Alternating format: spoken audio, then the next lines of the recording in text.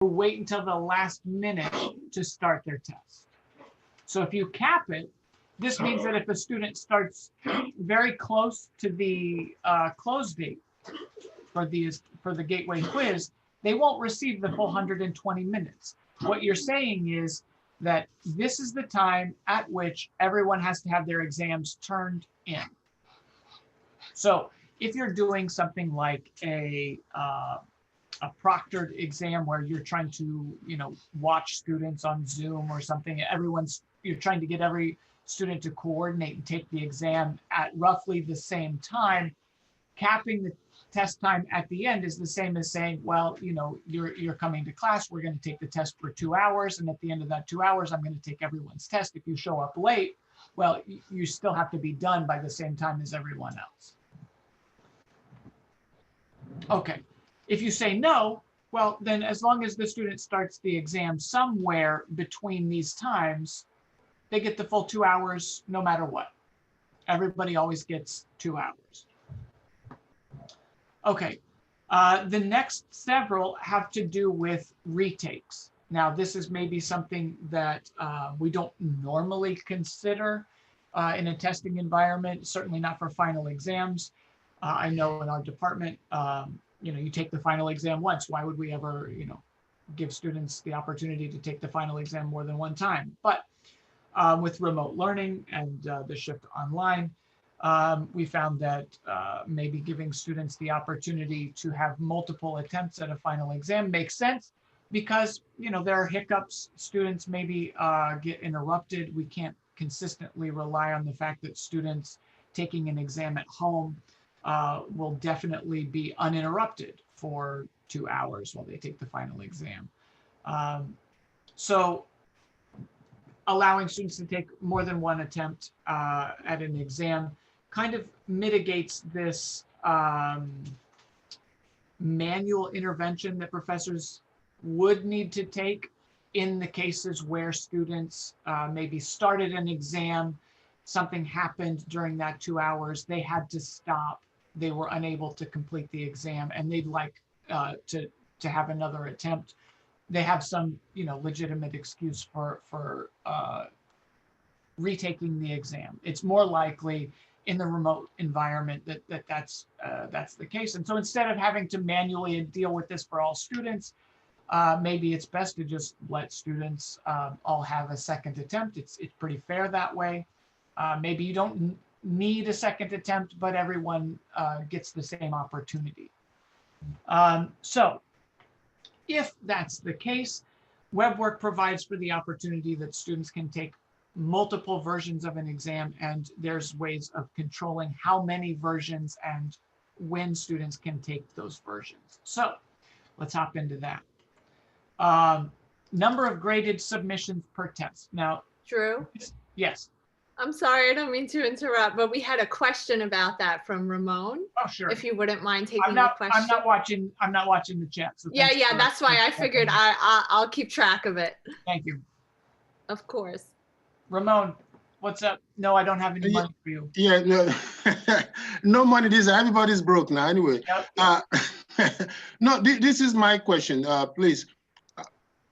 Remember, if you open the CAP test exam for 2 hours, what would be the rationale? I mean, would that negate the time version? Because if you give another version, would they get the full 2 hours now after you already copied? You understand my question, right? Not quite. Okay, this is okay. Let's say you give everybody 2 hours. Yes. So they come in after 1 hour. So that means if you copy, they only have 1 hour left, yes? Yeah, so let's say you set the window from noon to 2 p.m. Right. And they came at 1 p.m. And right. you capped the test time, then right. everybody has to be done by 2 p.m. That's correct. No matter when you start. Now, if you started right on time and the time limit is 2 hours, then you get the full 2 hours, yeah. Right, so my question now is this. When you say you are giving the student another chance of retaking the final, yes. When they come in now, will they get that full 2 hours?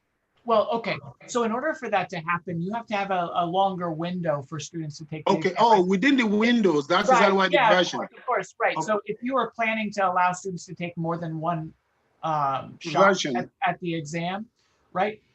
You need to have a window wide enough for them to take more than one version in the first place, Okay, right? now And- I get you, yeah. Okay, Mhm. okay. Yeah, that's, yeah, thank you. That's exactly what, because I was a little bit confused about when you said the cab, when they come in. So let's say you want to give them the another chance. So you said the interval like 4 hours. Or 4 hours and 5 minutes, to give 5 minutes interval between the two, yes? Yeah, that would be requiring the students to take the exams back to back. That's correct, okay. That's right, All right, that's right. all So, right. Thank you. this is kind of the question, right? When it comes to remote instruction, this is questions to be decided by your department in establishing a policy for how students take the final exam. Right. If you're trying to get everybody to take the exam synchronously, then multiple versions doesn't really make a whole lot of sense because that doesn't fit a synchronous model. Yeah. What fits a synchronous model is manually, coming up with a list of students who need to take a retake and establishing a time for another synchronous retake after that, right? Okay. However, if you're giving an exam in an asynchronous fashion, then having a wide window and giving students, take any time today, right? Anytime between 12:01 a.m. and 11:59 p.m. and the test will be 2 hours, but you could take it anytime you want today, right? And if you get messed up, then you can take a second version. You can allow for that, right? And then that means, if a student is a little tired after maybe, like starting an exam, getting interrupted, who knows how long they have to deal with that before they can come back and take their second version. Yeah. Now, Drew, you just saved my job. If I show you the my email from school now, I have a couple of faculty actually waiting for me for some answers. So I'm picking your brain now to see. All right, thank you so much. And can I just chime in before we move on that in the spring, City Tech had a 2-day window. So for, say, our Calc 1 sections, they had a 2-day window. Our pre-calculus sections had a 2-day window. And we made sure that those windows were kind of staggered so that we didn't have all the traffic happening at the same time. So, another benefit to giving a longer window and using the gateway quiz option is that you can kind of, in a sense, control the traffic. Because if you're worried about your server, and again, rederly is going to talk about this later, but if you're worried about traffic, you can kind of do some kind of management by doing it this way. You didn't answer my question. But I told you. Hold on, that's okay. All right. Yeah, so by offering a wider window rather than trying to arrange for a synchronous exam, that it does allow for a more distributed load on the server. By forcing everybody into a very small window, you're more likely to peak out your resource usage at the beginning of the exam as everybody's loading it, and then again towards the end of the exam as everyone's trying to submit their answers and WeBWorK's trying to process dozens of problems for each student all in a fairly short amount of time. You can end up, we can run into issues. So number of graded submissions per test. This is this controls the number of times the students can click submit, right? And maybe see the results, maybe not. There are settings for that towards the bottom, but letting students submit their answers more than once on a test is kind of like, the way I think of it, students, when they're taking a test, they're going to have questions, and you've always got 1 or 2 students who will ask questions during an exam, and you'll come over and be like, yeah, what's your question? And they're like, is this right? And it's like, you know I can't tell you that right now. Like that's not what we do. Yeah, they're definitely tempted even if they don't do it. But this does allow students to kind of check their syntax for entering their answers. You know, they are entering their answers through WeBWorK, and yeah, you know, like it's recommended that you have students submit like written work along with it.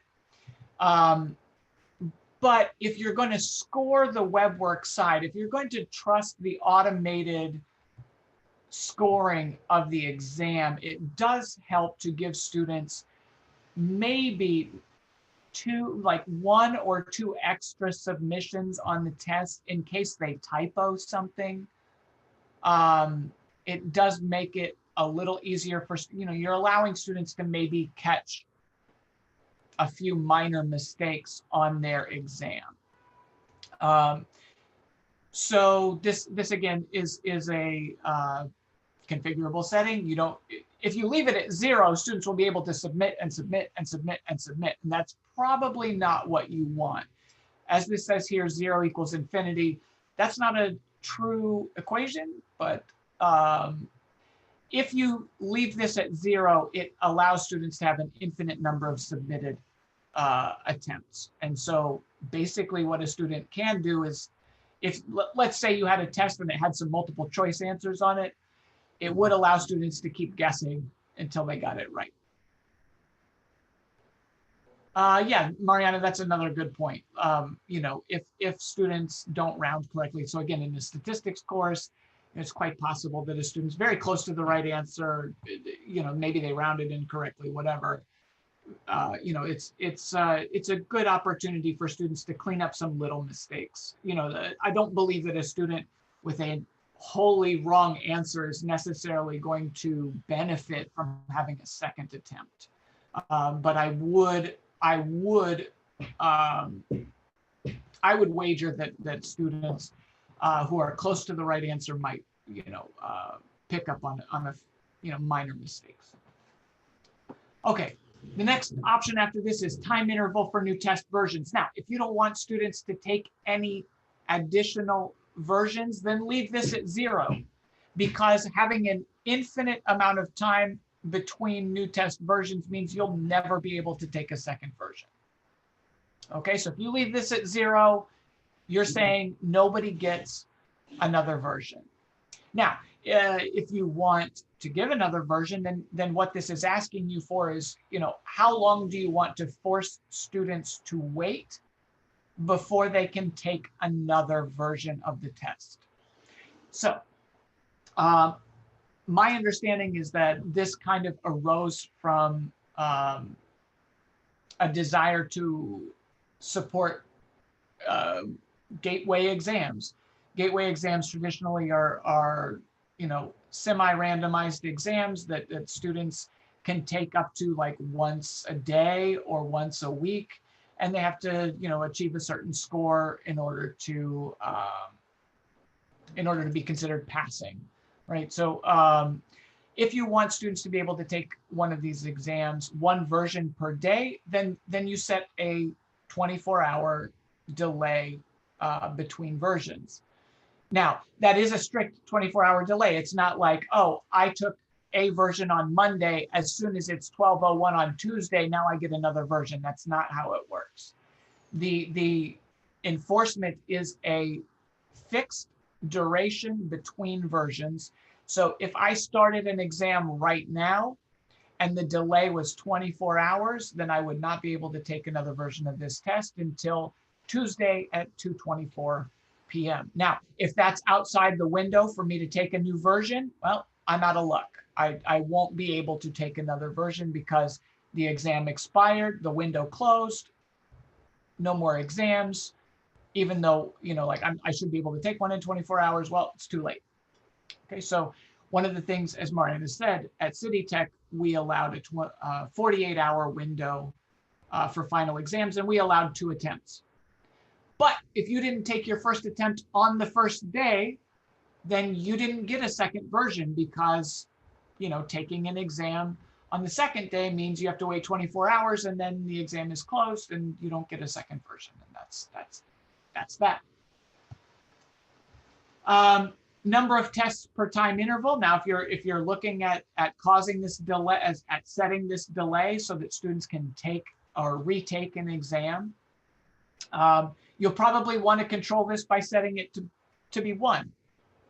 If you leave it at 0, that means a student can take an infinite number of tests per time interval.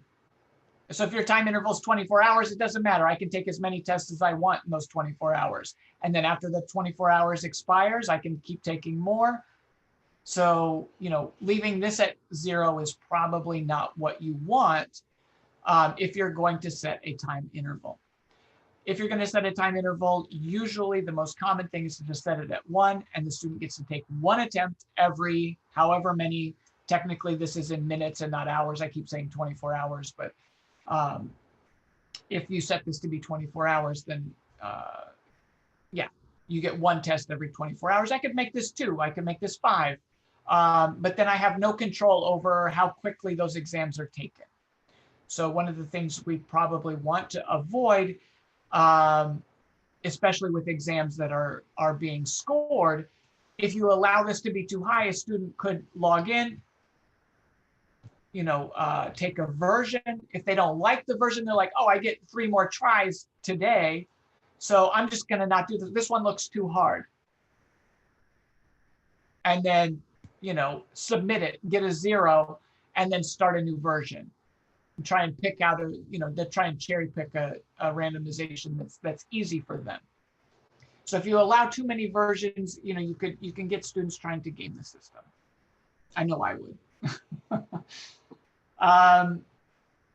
So that's number of tests per time interval. Order problems randomly. This one's fairly straightforward. It's self-explanatory. Do you want the problems in the homework set, gateway quiz set? Do you want the problems in this set to be randomized in terms of order? You want to shuffle the order of the problems. If you do, great. If you don't, fine.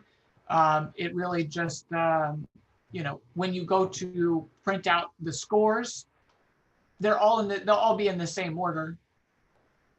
Even though the student experiences them in a shuffled fashion, I think when you print out your statistics, the problems are still, lined up with the order that they're written in the topic itself. So this would be the actual order, even though a student might experience them in a different permutation. Here we go. Number of problems per page. Number of problems per page. There's a very good reason to change this and not give the students all their problems on 1 page. I saw Glenn. Glenn's here. Glenn's been working on making sure that gateway quizzes don't break when you put all the problems on 1 page, and that's super useful. I'm still going to advocate that there's good reasons to put 1 problem per page. I only ever use 1 per page. Yeah, right. But we don't want it to break if somebody chooses to put them all, right? So right. Glenn's done some great work in that regard to make sure that you can use any problems and not break the gateway quiz. But the number 1 reason that I find that putting 1 problem per page is the most useful thing is that students time out. Students will load the exam and they'll look at the exam and they'll work on their paper and their login will expire. They'll get logged out because they're not actually interacting with WeBWorK. And so their login gets stale. WeBWorK says, oh, you logged out. You have to log back in. But the student doesn't know that they've been logged out. WeBWorK doesn't actually let them know that they've been logged out. They still see the exam. They finish the exam, they start typing in their answers. And when they go to submit, they have to log back in. It can freak students out. If they complete the login, I believe the submission goes through as expected. But if they panic, then they lose, they could lose, what they typed in. They could lose their submission and have to type it all in again. It's kind of an annoyance, right? So if you put one problem per page, the student will be clicking back and forth between the problems. Presumably, as the student does one problem, they'll click to the next one, and they'll click to the next one. It might encourage even the students, as they do the problems, to input their responses to each before they move to the next, and so on and so forth, where in which case WeBWorK will save their progress. Without submitting the whole test, WeBWorK will hang on to what they've typed in the answer blanks, right? So, and it has the added benefit of keeping the student active from WeBWorK's perspective so that they don't get logged out. So there's all kinds of reasons why, well, this is a pretty good reason to me to set one problem per page. Ramon, you look like you had a question. Yeah, so another question, I think it was just a comment. Actually, putting one question per page is actually, since you are giving version, so students tend to want to take pictures of all the exams and then have it somewhere, and then passing it around, then it becomes useless, your exams, because now they have it running all over the place now, because they've taken all the pictures of all the exam in one shot. But if it's one per page, they don't know which one is coming. You cannot tell student A to tell student B. Yeah, so which is a good idea. And if you shuffle the order as well, Exactly. it does sow seeds of confusion for students trying to collaborate, if that's the case. I see Daniel commenting here that he's putting in additional fields for students to respond to a question, so that they can't simply just type in the final answer, that they have to, kind of provide some steps along the way. And the longer you make problems, the longer the test is going to be if you try and put all of them on the same page, right? So yet another reason, like keep things to the one problem per page. And can I just jump in, and this is related to the timing out, that, some students, type in, their responses, they don't submit, but then they time out.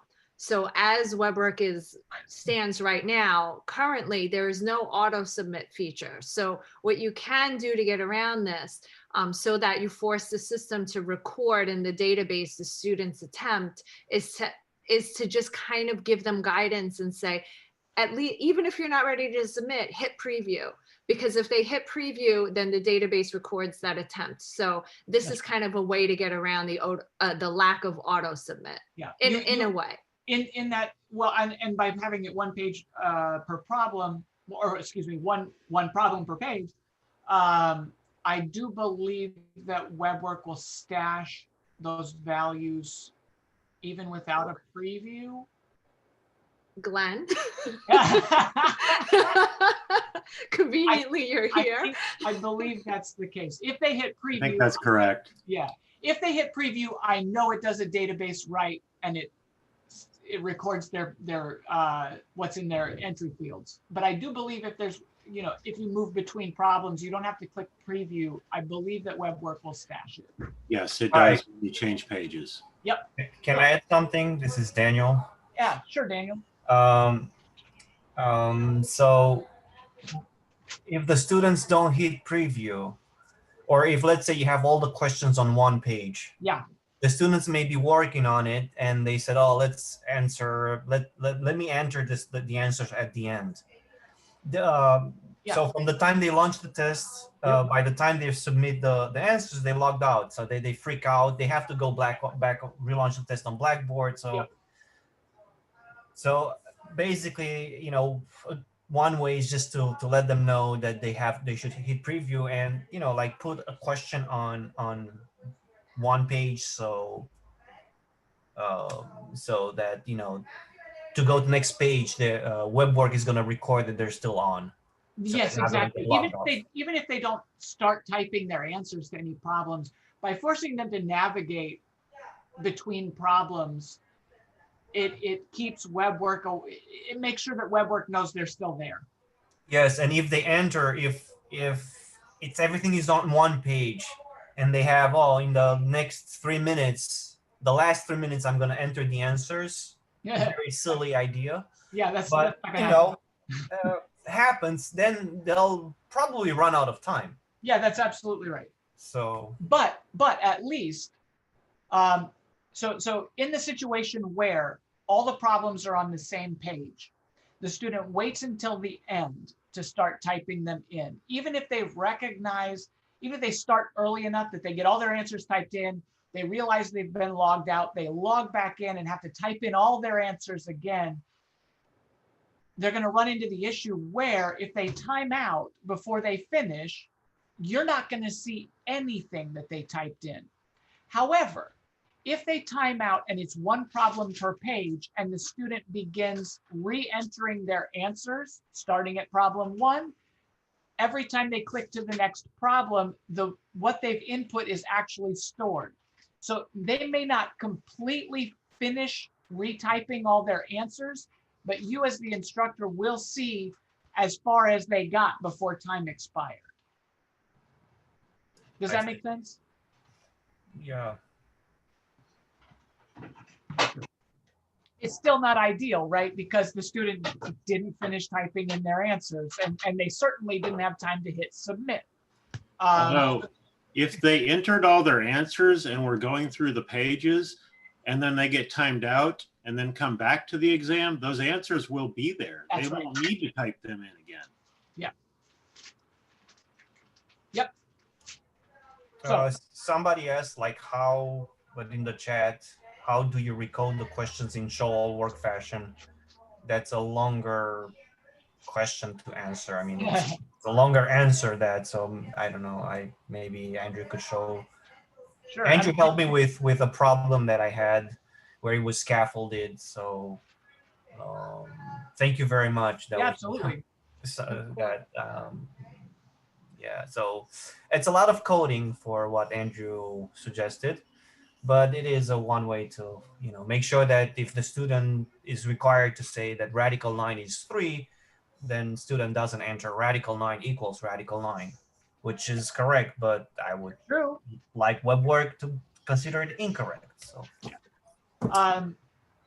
yeah, so Annie, I think what Daniel is saying here is that he's providing more fields for students to have to respond than Is that like a question, what's the answer? scaffolding questions? Yeah, but Scaffolding question. even without explicitly using the unfolding scaffolds, just simply more steps. more right? steps.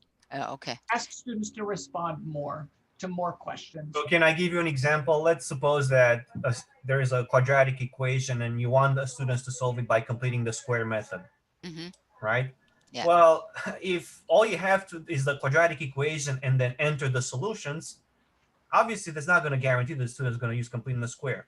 So my first question under student solution would be, okay, so the first thing that you have to do to this equation is that you have to move the free coefficient on the right hand side.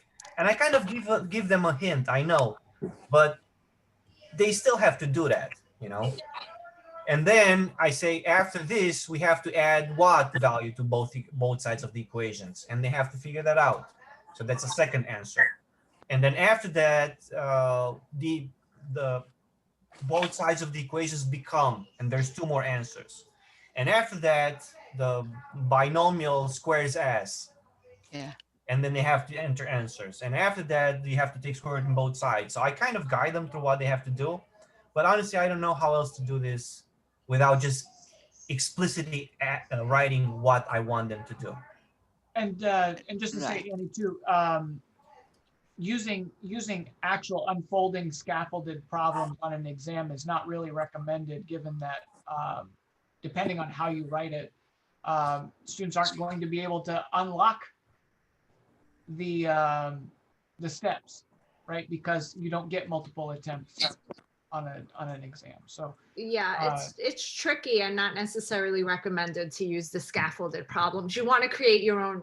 I know that the CUNY WeBWorK fellows, we have, you know, a scaffolded version that's for, you know, that's recommended for homework. And then for an exam, we have like the exam version of the scaffolded question. So if you do want to include it in an exam, you need to do a little work. But I definitely think that this warrants kind of a future discussion. I think I smell maybe tea time number 2 being, you know, best practices, you know, for coding problems. This also crosses over into the pedagogy behind it. So I think that we can have a full-blown discussion on it. And Daniel, it would be really great if maybe you could be kind of co-host. That would be really great. We'll get some fresh voices in. Right. We do want to unfold the scaffolding questions on the exam. I did that. I wasn't sure Daniel's what he did. Oh, okay. Yes, we did that. Yeah. Thank you, Daniel. Okay. Of course. Thank you, Daniel. Can I just add something to this? Sure. Well, in the case if you make a final exam or test without with unfolded with just what's the final answer, nothing stops a student to pay an app and to do all the correct work. Right. Write it on a piece of paper. Yes. So then I said, well, okay, since they can do that, what's the point of even administering a test, you know? So that's why I said, like, okay, so if I scaffold, at least the student has to be able, even if the student uses a piece of app to get all the work, they still have to convert from what they see on the app to what they have to enter in WeBWorK. And it's not always a one-to-one translation. Yep, that's fair. Yeah. Yeah. So I want to wrap this discussion of the actual settings around gateway quizzes. I want to give Rederly a chance to talk about you know, load testing. But here we have 2 more options. You know, what do you want students to see as far as their scores are concerned? You know, do you want students to see on a per problem basis, like how they did? Which problems are right, which problems are wrong? Which parts of which problems are right, which parts of which problems are wrong? Do you want to block that entirely? Or, you know, only after the answer date? So sure, you can see the full details of your test, but you're going to have to wait until after the exam is over and the answers are available, which, you know, whatever you want to customize that to, just as with setting the answer date after a homework. Or you can restrict this to totals, where the student only doesn't see the problem level information, but they just see the total score for their attempt. And even then, maybe you only let them see the score on their test after the answer date.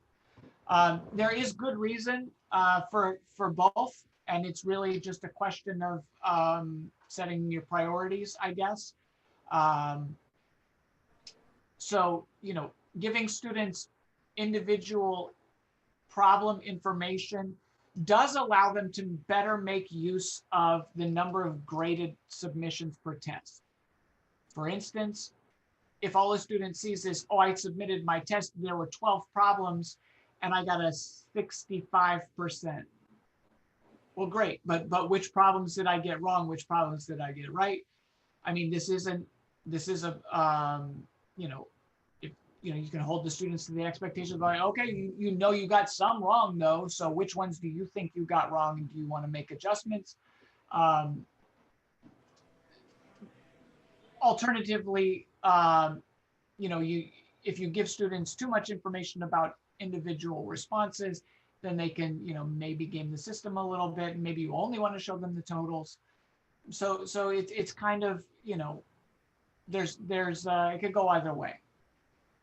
And the same here. Do you want students to be able to see the actual problems after they've finished the test? In terms of once you've used up all of your graded submissions, let's say you have 2 graded submissions. Once you've done that, do you want to block students from being able to go back and review the test?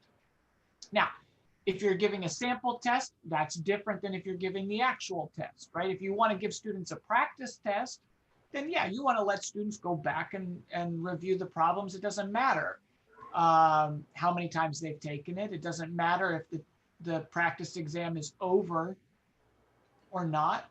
Do you want them to go back and see those old problems? Sure.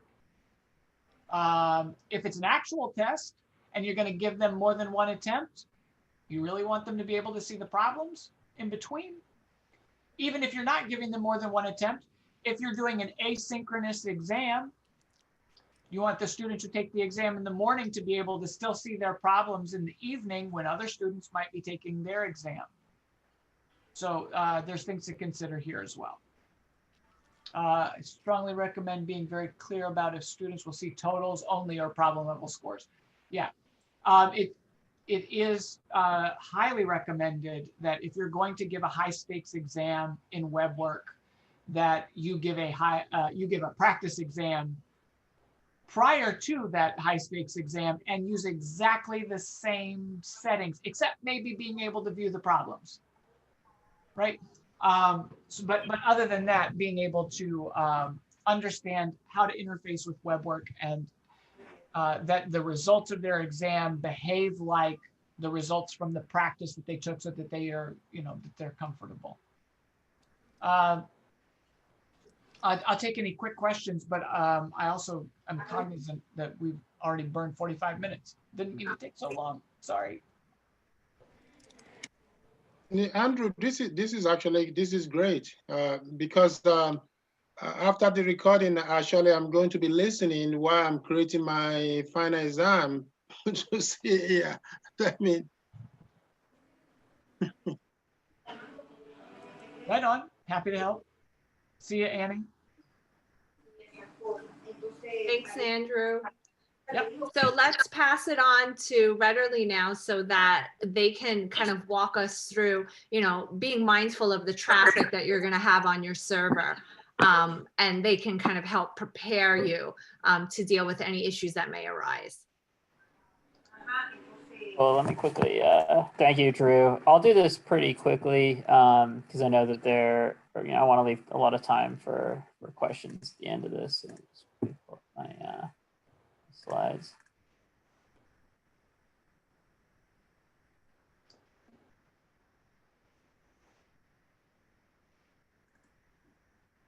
Hi, can everyone see my screen? Yep. Perfect. Okay, I'm gonna quickly, I'll pop in the chat right after this a few links that have us going through this presentation in much more detail, and it actually has our engineers going through it, who will provide a lot more guidance than me. But this is just gonna be really quick overview, and then I'll leave time for questions at the end because I'm sure people still have questions. So quickly looking through, obviously WeBWorK is great for delivering finals. You can ask the questions that you want. The kind of downside is that, we're asking a lot of applications, including WeBWorK, to do things that they weren't really designed to do. Obviously, no one predicted that we would be in a global pandemic and everyone would just have to go online all of a sudden. So it's an unprecedented situation, which means that there's an ability to overload the application. So some things to think about with WeBWorK is that, there's really a single point of failure. It's just running on one machine. There's no redundancy on it unless you have a very special situation set up at your institution. So if you do overload your machine, it can crash on you. And obviously, if that happens during final exams, it's not good.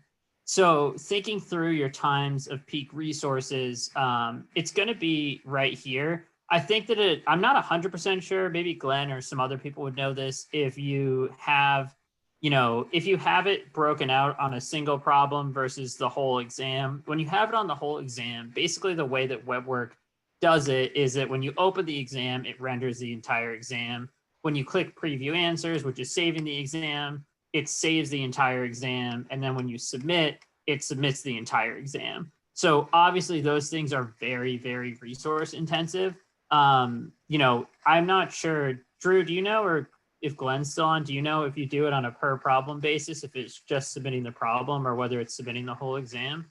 Well, submitting, I think, submits the whole exam no matter what. But I believe that preview answers is on a per problem basis, however many you have on Preview does only the page. Yeah. Okay, so that's a way to then reduce load a little bit as well, because then you're not going to be previewing at the, you're not going to be previewing all answers at the same time. But it's something to be cognizant of, because as you're doing this, if you have, let's say a few hundred students coming on at once, they're all going to be opening, saving, and submitting, at or near the same time, depending on how you space it out. And that's all load on your server that you may not traditionally have.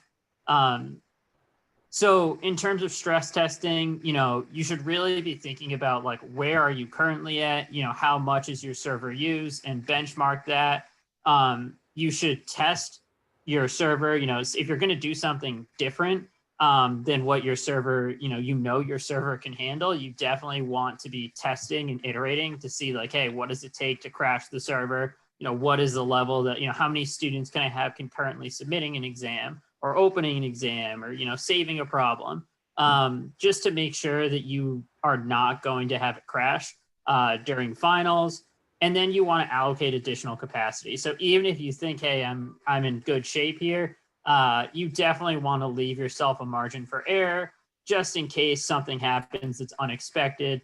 You don't want this to happen during final exams. And in particular, as you're doing these tests, you should keep an eye on memory, because that's really where we found the most issues. That during times of peak demand, memory just skyrockets really, really quickly.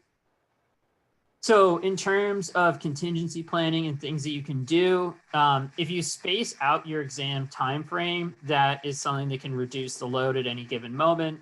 Let's say you give it over a day or two. That means it's, if you do it all concurrent, everyone's going to be logging on and submitting at or near the same time. If you space it out, then, people will be doing it over different times. And if you have multiple different let's say classes taking it, like you have Calc 1 and Calc 2, maybe you want to have Calc 1 have a certain time period and Calc 2 have a separate time period. As you're thinking through exams, just continually space out that load. You have the ability to run multiple instances if you want. If you don't want, every single person hitting the same instance, you could talk to your IT department and say, hey, like, let's set up 2 or 3 versions of WeBWorK. We'll have Calc 1 on version 1 of WeBWorK, Calc 2 on version 2, Calc, whatever the other one, stats on, version 3, so that they're not all hitting the same point. You should also be planning for risks, so saving copies when your students aren't testing. Do not do this while your students are testing, because once again, that's more resources. I would definitely have a procedure in place to, if it were to crash, how are you going to bring it back up as quickly as possible? And also you need to be aware that if you're running this on your own and and say the worst case scenario happens, what are you going to do about that? I just think it's really good to plan for this stuff ahead of time rather than, have something happen and then all of a sudden on the back end, you're just not sure. You're not sure, how it's working. And then some additional considerations for setting your students up for success. We found that giving a sample or a practice exam is really, really helpful for your students. Being cognizant and preparing your students for the logout issues. I believe WeBWorK's default is 30 minutes. We increased that for exams that we gave. Once again, this is on our on the old platform, not our new platform. But we did increase that. But once again, if you increase that, then it can increase your memory because students aren't logging out. So you got to really think about all the levers that you have to play with and figure out what works for you. And then the other thing we always recommend is, have a way to give your students partial credit. Don't be 100% reliant on WeBWorK grading. You can always have your students submit written work, or you can look at their answers. There's a way to download a PDF of their answers. So you can actually go in and see like, hey, did this student just input something incorrectly? So that's a real quick overview. I'm going to pop in, in the channel, the link to our much longer stress testing and contingency planning discussion, because that will have a lot more detail. And I'm also going to pop in a link to our final exams demo, which is our new platform, which solves a lot of these issues. But I wanted to keep it somewhat quick so that I could make sure that we had time to answer any questions that people may have.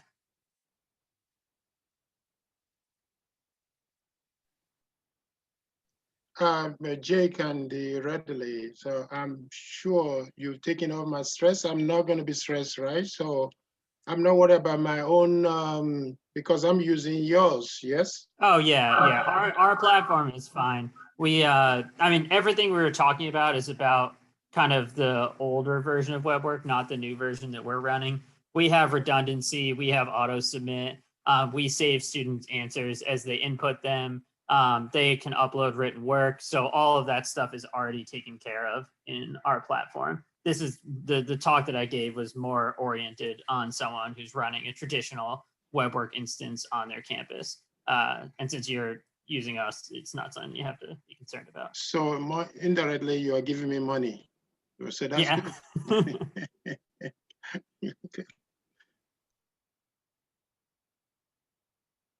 Something that I don't think we covered that I think it might be helpful. Drew, do you have, do people know how to, I'm sure that people know this already, but how to download the PDFs of an exam in bulk afterwards? Because that's a really good way to check things. Yeah. And just one thing to note before I hand it over to you, Drew, to describe that is actually a very resource intensive process. So a quick recommendation is if you are going to download the PDFs of, to grade off of old WeBWorK, for your students, do not do that while students are testing, because that's a really good way to crash your server.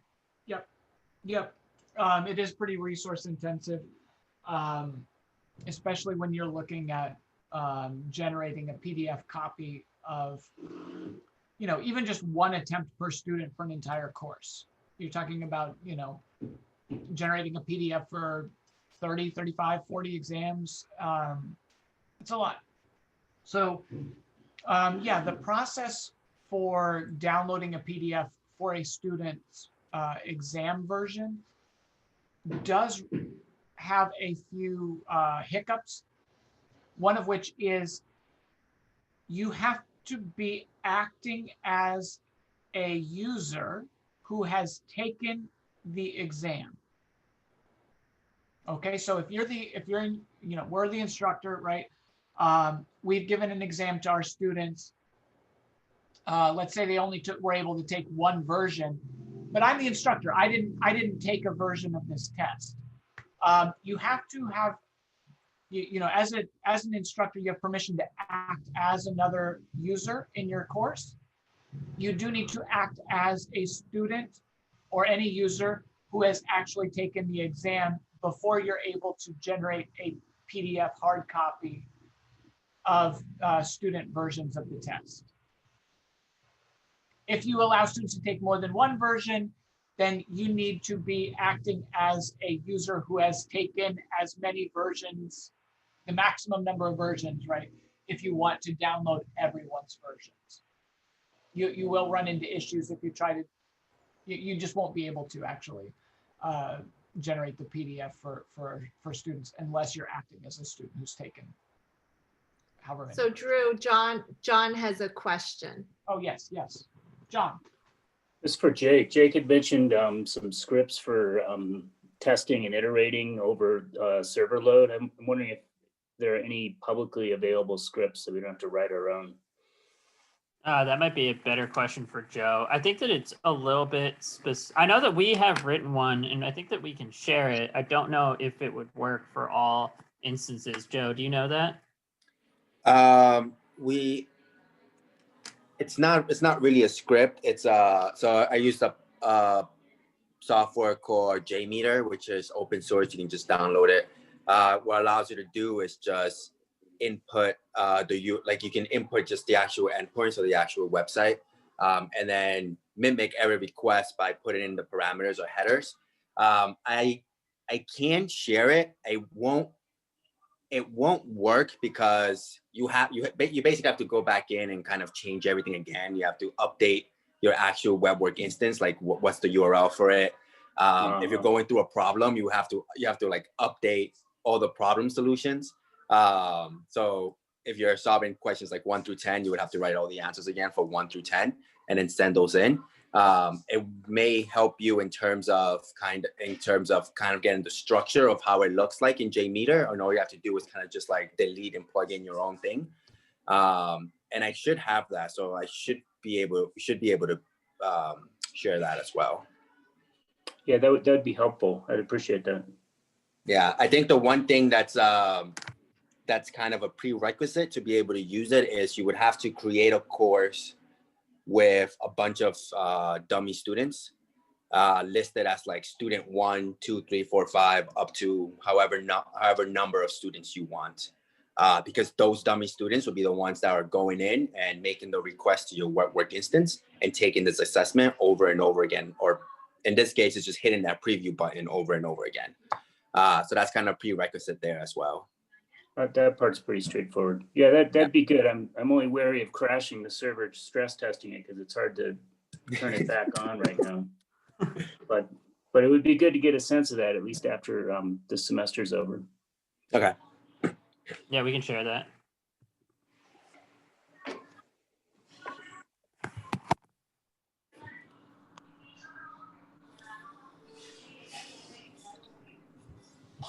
So if I could just iterate again that the importance of that sample, the dry run with to set students' expectations. So I made the mistake of giving my exam number 2 with a certain set of parameters where I gave like problem level data, like whether they got the problem right or wrong for problem level scores. And I gave them 2 attempts and I gave them 2 versions over a certain window.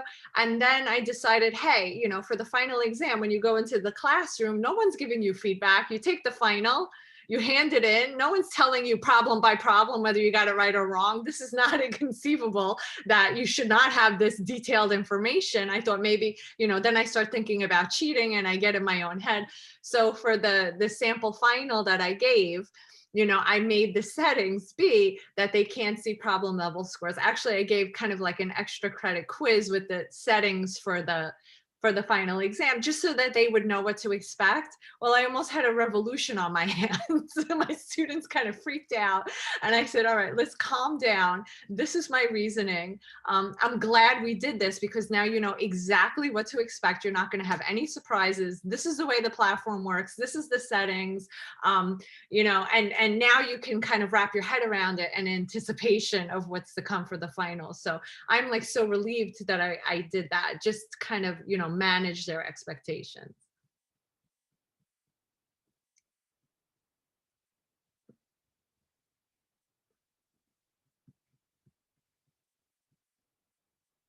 Thank you, Enrique. Thanks, Thank you, Enrique. everyone. So you know where to find us if you have questions. In the email invite that I sent, there's a link to Drew's recording on, you know, the going through step by step the gateway quiz parameters. We recorded this session, which I will be sharing out as well. If anyone would like to refer back as they create their exams, and you know, feel free to reach out to us if you have questions. The WeBWorK forums are, you know, a great place for support. If you have a quick question, you know, people generally get back to you really quickly. So good luck with the end of your semester, everyone. And thank you for taking the time to join us. We appreciate it. Thank you. Bye-bye. Thank you.